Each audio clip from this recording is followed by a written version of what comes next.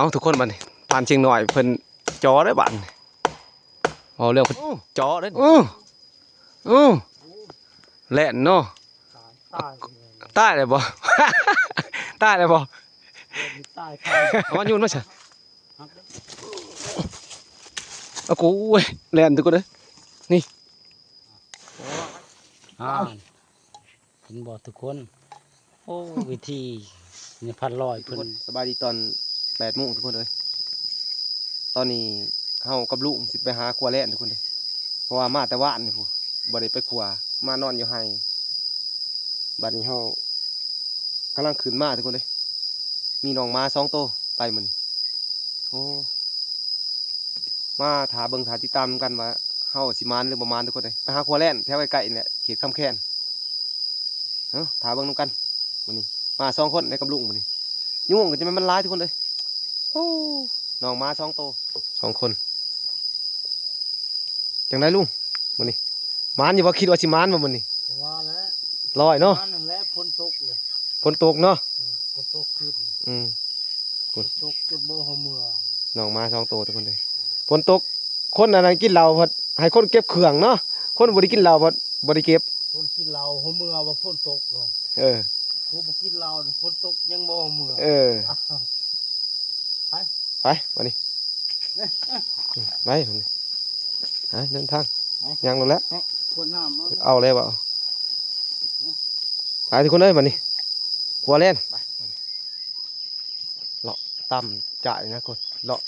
คำพระชิตมาเพราะว่าเลาะรอบคำมันก็ตัวใหญ่ทุกคนกำลังถือมันพอทุกคนเอ้ยนี่ห้อยหมูดุดห้อยหมูไม่อ่อนเด้นี่ผู้โอ้ผู้หุ่นเบิดทุกคนเลยผู้ตัวนี้ดุดใหม่ๆนี่ผู้แตกทีด้วยโอ้น้องมาเขาไปบางอย่างบ่พอเด้อทุกคนมาอะไรแล้วมาอะไรแล้วตึกไรเอียงจะว่าไรไก่ไรเอียงวะมาอะไรแล้ว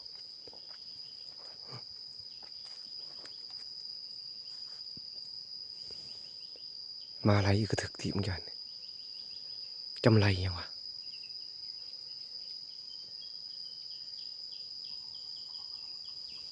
ไรไก่ทุกคนไรไก่มาไรไก่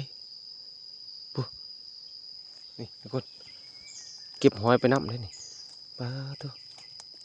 หอยนี่ปลาที่ตัวทุกคนนี่เห็ดอันนี้เห็ดสีนนี่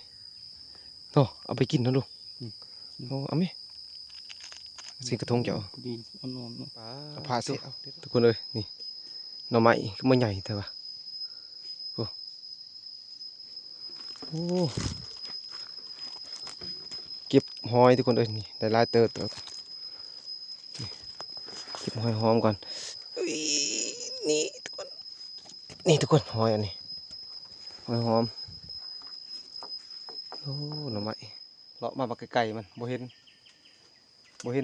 มาบริไลพระโตแสดงว่ามันทันออกคนโอ้เมื่อยลูกกะเมื่อยเลยขึ้นไปนี้เป็นถือด่านนะด่านสโกทุกคนเลยขึ้นไปถึง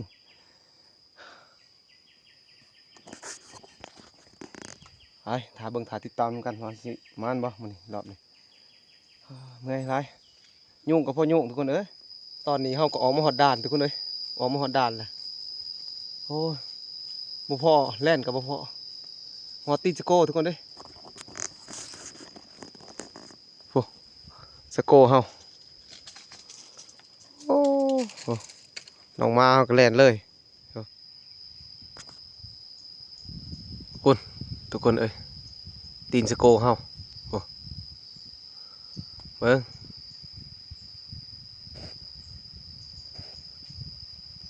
สูมมาทุกคนเลยโอ้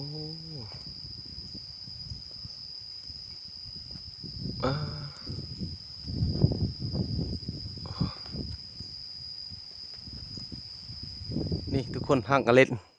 หั่งอันนั้นนะกระแตเขาแย่เลยทุกคนนี่กระแตเหมือนบางเลยนี่ทุกคน ลูกมันนะนี่ลูกกระแตถ้าอะไรตายทุกคนเขาจะเอาไปเลี้ยงเอาดิ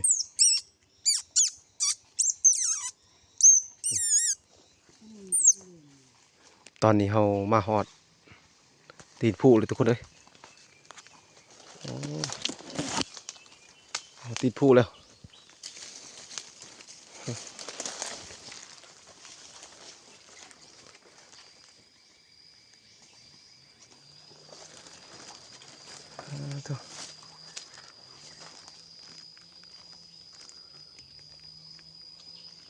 ฝนก็สิตกคนไปเบิ่งธรรมศาสตร์ทุกคน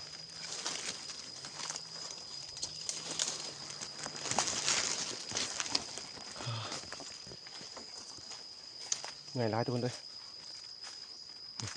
จับบักหอยไปน้ำเอาบริถือปืนเลยทุกคนมีแต่ลุงถือเอาบริถือโอ้โกน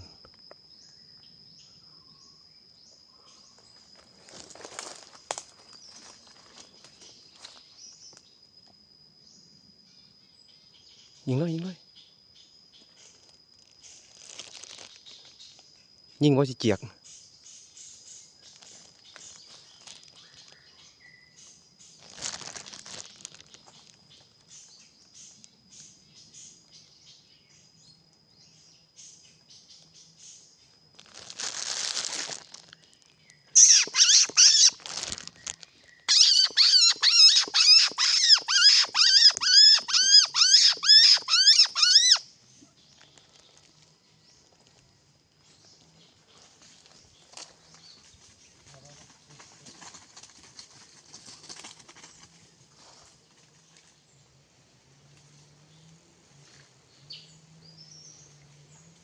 ทุกคน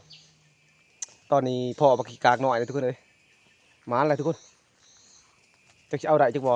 มาไล่เลยบอลใหญ่ไปได้ทุกคนทำขี้โก้ขี้เกี่ยวโอ้ขึ้นแล้วพุ่นอันนี้แน่มึงเด้อนี่ทุกคนนี่ต้นมันขึ้นนี่โอ้โหเออเห็นหรือเปล่าบ่เห็นได้ปะงามเถิงบ่ใช่ปะเอออุ้ยคุณทุกคนใส่ยิงเลยปะเอาเลย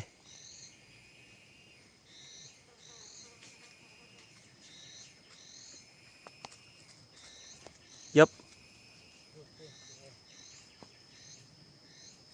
โอ้เดี๋ยวเห็นเลยฟู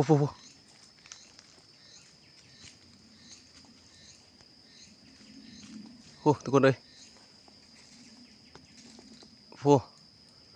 ปลายฟูก็ไตไปแล้วฟู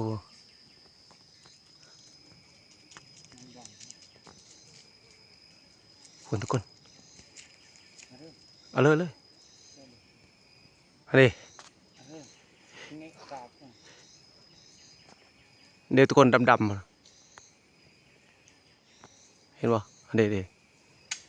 เอากูกระปืนดิอันนี้ทุกคนอันสีดำลุงสิยิงทุกคนเลยเออเอ้ย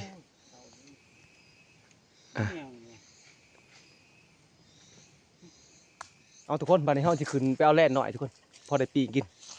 เอาถามว่าน้ำกันว่าสิมานบ่ว่าสิได้บ่พันลอย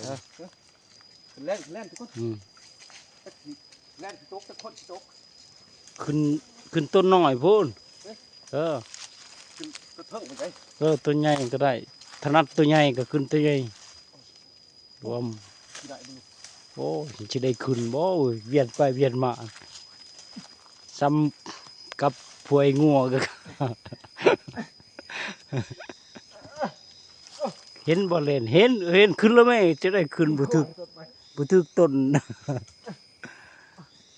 จับหรือว่าวิดีโอฮะเล่นหรือเปล่าเล่น40 วิเย้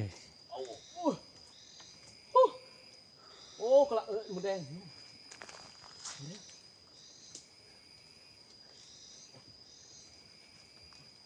เห็นบ่เล่น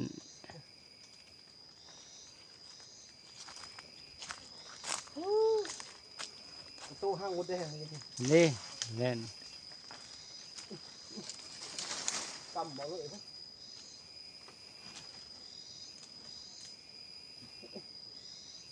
โอ้ไอ้จะเป็นเบ็ดเป็นกัน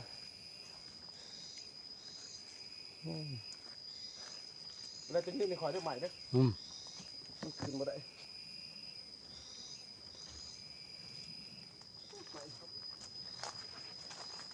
ในพันลอยเพิ่งกำลังขึ้น ขึ้นคลองแล่นก็ได้ ของเล่น จับไปเลยบ่ บ่นะของเอ้ามันสิโดด นี่กระเทอะ ยืนอยู่หันแหล้ว ขึ้นไปหอดใต้มัน ยืนอยู่หันแหล้วมันสิไป มันสิโดดนะ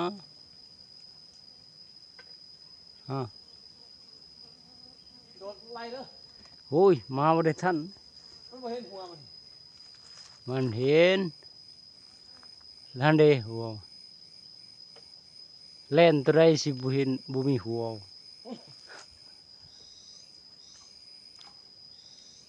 พอดีกระเทอะใหม่กันเลยเอานี่เด้อลูก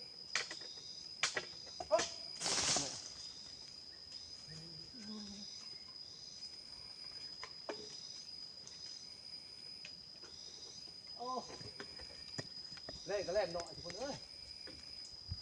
เล่นหน่อยเองนะ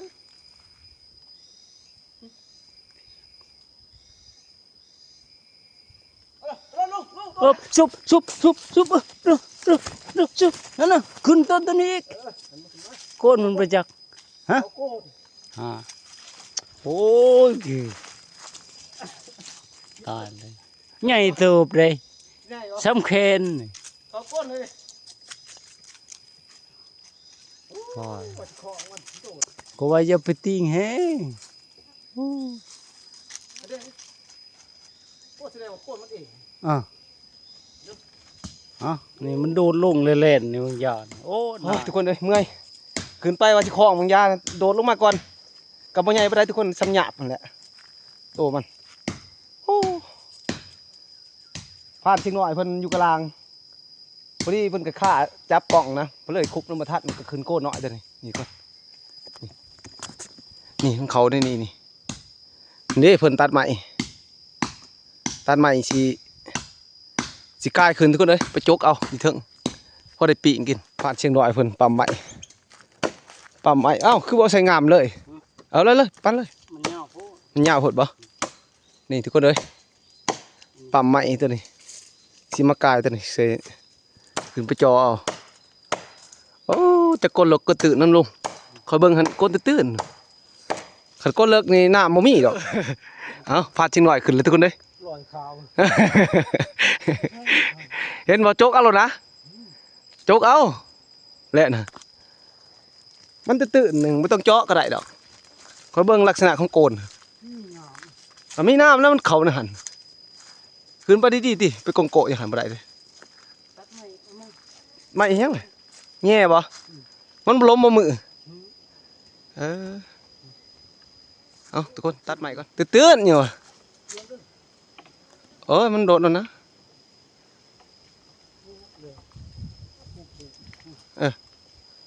ใช้แทกไปดูหล่ะมันได้ซำใดล่ะคุบทั้ง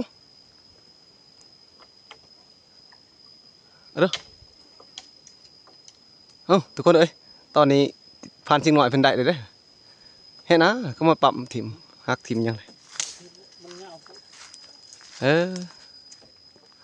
ตะเว้นกับซองตาเนาะเอาจะได้ผ่านเห็นอยู่บ่มันหลีเนาะมันจิโปโลออกว่าบางอย่างเฮ้คือบ่คุบเลยเขายามันหมุนเลยเขาเบิ่งไม่อันนี้แข็งเตอเลยเอาทุกคนรอลุ้นน้ำกันทุกคนว่าผ่านเชียงหน่อยพอสิได้บ่เอาทุกคนบัดนี้ผ่านเชียงหน่อยเพิ่นจอได้บัดนี้เอาเรื่องจอได้นี่บากกิ้งกวางเด้อลุงจับเฮ็ดดีได้บ่ได้ขึ้นในละครเด้โอ้ โอ้ถึงแล้วน้ำบ่อยมันไหลทุกคนเลยโอ้ โอ้ยตายปวดคนเลยบ่แม่นอีหยังหรอกน้ำมันค้างในโกน น้ำแตกแล้วแยกข้างมันน้ำแตกโอ้ย โอ้ยาบองเนี่ยโอ้ทุกคนเลยกระเช้าไว้หิวแห้งๆเรานี่กินยาบองไอ้ช่างแหละเจ้าก็ไปจอตื่นเถอะจะว่าจอมองอะไรมันก็มาชีดำหรือชีเหลืองออกมาอะไรล่ะอะไรชีดำชีเหลืองออกโอ้ตายไปเล่นขี้ต้มอยู่เถิงอีกว่าที่มันสิลงหลุมเลยเนาะโอ้ขี่ชอลีเนาะแล่นหน่อยนี่ชมขวาลีเด้อเนาะกันคลองหน่อยยากเบิดฮะถ่าเบิ่งผ่านเชียงหน่อยเพิ่นสิจับได้ตอนนี้ผ่านเชียงหน่อยเพิ่นพอโตมันแหละอู้อู้อู้แล่นเนาะตายเลยบ่ ตายเลยบ่ ตายครับเอาครับเดี๋ยว น้อยจะไปเฮ็ดเลยทิมนู้นว่านี่ตายเลยบ่ ยัง เอาไว้เดี๋ยวเอามาโยนมาซะ ครับ เอากูเว้ยแล่นทุกคนเด้อนี่โอ้ยเจ็ดปากเว้ย โอ้ นี่ทุกคนเลย จะช่องโตจะ โอ้ยหลีแล่นทุกคนเลยจักแล่นจักขี้เกี่ยวนี่ทุกคนแล่นเฮาได้ทุกคนเอ้ยนี่แล่นโตขึ้นเป็นของกี่นี่เบิ่งหางมันนี่สุดท้ายแดดนี่มาพ้นอยู่นี่ทุกคนแดดหน่อยนึงแดดละลายตัวนี่ก็พ้นอีกนี่กระแดดอีกทุกคนเอ้ยแดดแก้มพ้นนี่ตัวนี้ชุดถ่ายแม่นพ้นเด้อนี่ระวังผู้ใดเฮ็ดใส่เขางัดทุกคนเอ้ยพ้นแน่นอนพ้นนี่ไปหากินข้าวกินน้ำแล้วบัดนี้โอ้เมื่อยพักผ่อนก่อนรอบแรกอีกไปครัวอีกหากินข้าวกันเมื่อยนี่แหละไปปิ้งอันนั้นกระป้อมน้อยตอนนี้กินแล่นทุกคนบัดนี้เฮาก็มาฮอดมองทีว่าพักผ่อนก่อนทุกคนฮอดบอนดะบอนไหนเลยทุกคนเลยพักผ่อนแล้วก็สิดังไผ่กินข้าวกินน้ำแล้วก็สิไปครัวต่อโอ้นี่ผ่านเชียงน้อยเพิ่นสิดังไผ่ทุกคนเลยนี่แต่ว่าลืมกับไผ่ไว้จังเนาะมาเบิ่งกระทงก่อนทุกคนโอ้มันเอาออกแล้วบ่เด้คือบ่เห็นแม่นใช่บ่กับไผ่เจ้าเลยเนาะสิได้ทับเก็บมือใส่มือแล้วลูกเอ้ยอันนั้นละชุดนั่นแหละเนื้อหอยายังอยู่เนื้อหอยา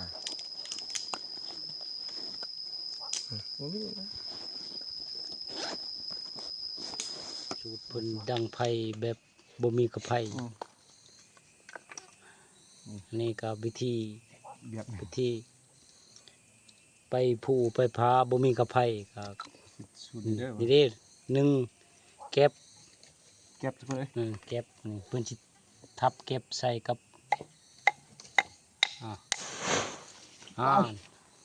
เห็นบ่ทุกคนโอ้วิธีนี่พันร้อยเพิ่นดังไผ่เพิ่นว่าบ่มีกระไผ่สิย่างยังลุงมีสูตรเพิ่นเทขี้เจียลงไปหาแนวใส่หลายๆเปล่าใส่อีกอันนั้น ต้องง่ายๆดูสิ เด้อใส่อีก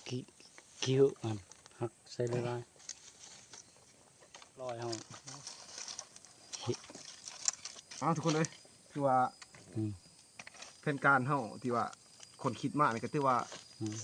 เสร็จสิ้นทุกคนเลย บ่มี ถื ก อ ระ ว่าไอ ไผ่ เดียก็ไม่ธรรมดา ไอเดียเพิ่นก็กระบอนสิได้ให้อยู่นี่แหละหิวเขาว คือว่า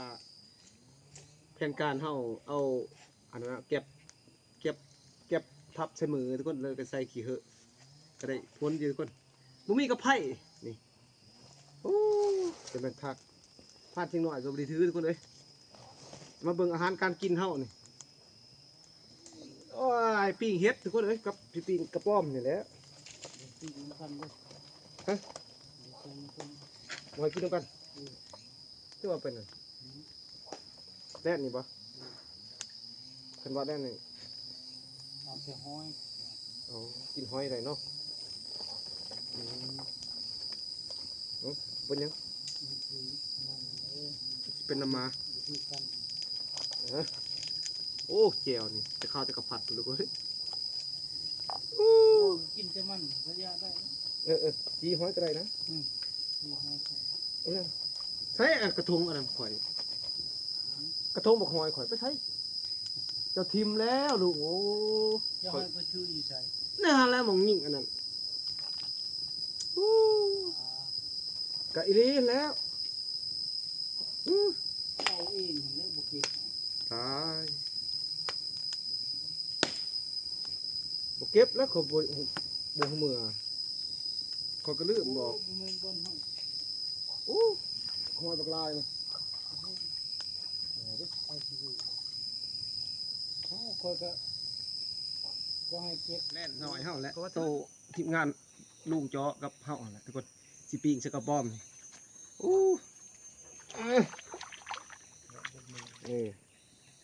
เราเบดมือมานี่แล่นกับมาฮ้อเก็บบักลายมันกระถิ่นนี่กูเลยแล่นได้เต้าถิ่นม้ามันได้เอียงเลยได้เต้าเชียแล่นนี่กูเลยได้เต้าถิ่นได้เต้าถิ่นม้าคือว่าโอ้โหธรรมดาเลยทุกคนเลยน้อยๆก็มั่นขนาดนี่โอ้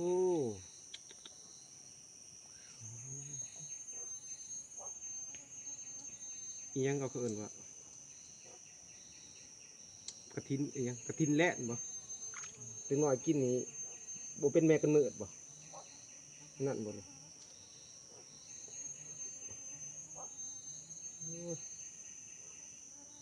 ได้เต้าทิมห้อยได้แล่นทิมห้อยถือคำขวาเลยนี่มันถือคือคำเขาว่าสิให้อ้ายตายพุ่นว่าสิปีงเฮ็ดทุกคนเลยพานจิงหอดมาให้ปีงเพิ่นว่ายันมันแสดงอันนั้นยันมันแสดงอันน้องมาทุกคนเลยยันประมาณตามโบราณเขาว่านี่ทุกคนปีงแล่นหน่อยเฮาโอ้น้ำมันอวดๆเลยถ้าเบิ่งอีก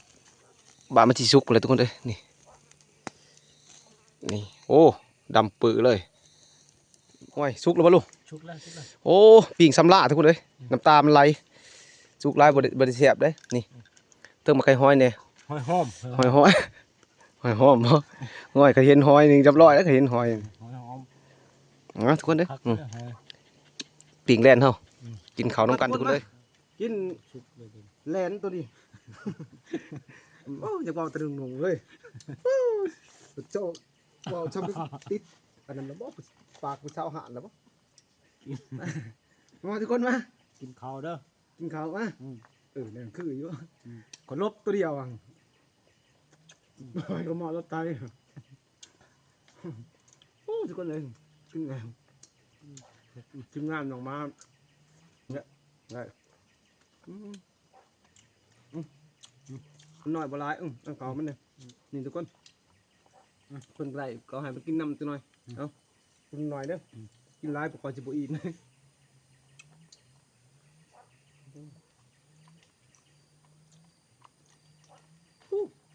เจ็บพิษกันนะสาวมันสิว่า ไปทุกคนบัดนี้หลังจากเขากินข้าวกินน้ำแล้วก็สิได้เลาะครัวเมื่อทุกคนเลยบัดนี้โอ้พาดเชียงหน่อยย่างก่อนเลยโอ้ไปบัดนี้โก้มาอีหยังเดตอนนี้ทุกคนเลยนี่ไผ่หูบอกเลยทุกคนเด้อนี่มาอีหยังไปตะกินเลยนี่มาอันนี้เป็นผัวนี่มาอีหยังเดนี่มาพุทธะบ่หรือมาอีหยังนี่ทุกคนเลยนี่จะเป็นมาอีหยังโอ้นี่ต้นมันทุกคนเลยนี่ต้นมันนี่เอาทุกคนเข้ามาหอนี้ก็มาพอเฮ็ดนะทุกคนเฮ็ดบดออกแล้วโอ้ผ่านจริงหน่อยผลตาดีเนาะโอ้พอดีเต็มตัวเลยเบิ้งลูกเบิ้งยังอ่อนบ่ บ้าตัว แข็งจะนำเฮานี่ แข็งตัวนั้น โอ้อ๋อขนาดโอ้ สิปลายสิ เบิ่งไปเบิ่งไปเบิ่งอยู่ปลายทุกคนเด้โอ้โอ้ยนี่เฮ็ดบดได้นี่เฮ็ดบดออกแล้วนี่โอ้โห เอาดุดไป ไปไปเฮ็ดบดออกทุกคนเลยเจ้าพ่อมันบดปอทุโอ้ผ่านสิ่งหน่อยแล้ว เอาโดนกัน เห็นบดต้นมันปลาตัวกำลังอันนั้นเนาะกระปึกกระปึก แข็งแต่ในดูไร โอ้คิดว่า แข็งแต่น้ำเห่าเนาะสุดปลายทุกคนเลยโอ้เอากำลังอ้อๆทุกคนเลยนี่กินแสบแล้วนี่นี่ตัวนี้ จัดปลาย โอ้ ได้ไปพา ว่าจะได้ก่อนจะว่า ได้ไปพากเมียนะจัดปลายนี่เฮ็ดบุญเพิ่นให้แต่เมียเพิ่น โอ้อาจจะละเมียเรามาเลยได้ เนี่ยอันนั้นเมียมาแล้วก็ใช้เราบ่พากแล้วบัดนี้ อืม ตะกี้เราจะไปพากแต่เมียเพิ่นเลย เอาเก็บทุกคนเอานี่ทุกคนเลยนี่เต็มชุดนี่อ่อนๆเลยโอ้นี่นี่เออโอ้เจ้าจื้อบ่คอนมันลูกก็จื้อใช่โอ้นี่ทุกคนเลยอะไรแล่นมึงยานทุกคนเลยไล่บ่ทันสามมันโดดขึ้นก็ใหม่นี่เขาจะขึ้นเบิ่งนี่ขึ้นไปเบิ่งที่ตัวมันโอ้เขาโกนทุกคนเลยนี่หาได้โกนนะนั่นเห็นบ่ก็ได้โกนนะอะไรโกนมันอะไรโกนนี่ทุกคนต้นไม้ตัวนี้แล้วมันขึ้นนี่โอ้โหมันไปเชียร์อยู่ปลายพวกแล่นโอ้เอาทุกคนเอาก็จะได้เลาะโลกนะทุกคนบัดนี้แล่นมาอะไรขึ้นกงใหม่ก็บ่ได้โอ้ยอมเลยมันขึ้นต้นหนึ่งแล้วมันขึ้นต้นพิษทุกคนแล้วมันโดดใส่ต้นน่ะโอ้เอามีแต่ว่ามืออื่นทุกคนเขาจะเขาไปเอาสีขึ้นมาทุกคนไปหาผ่าตัวดีๆมาจ่อเอาสีลงลุ่มนะวันนี้หากินเขาหนึ่งน้ำแรงกับบางที่ก็จะขึ้นมาพกทุกคนเลยเอาทุกคนวันนี้เขาก็มาหอดไปเที่ยงไปทีเรียบร้อยทุกคนเลยเมื่อยบ่ได้อีกยังมาลายแล่นก็คือเห็นอะไรทุกคนโอ้ได้กระแตน้อยตัวหนึงทุกคนเลยเสียไปเลี้ยงบ่แมันเสียไปกินดอกนี่มาเบิ่ง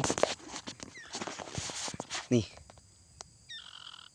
มันห้องทุกคนเลยเสียไปเลี้ยงงามมาลีนี่ทุกคนเอ้ยงามมาลีหรอนี่เฮาก็บ่เคยเห็นดอกลูกมันเอาทุกคนบัดนี้คลิปเฮาก็สิได้จบเพียงเท่านี้ทุกคนถ้าติดตามคลิปต่อไปโอ้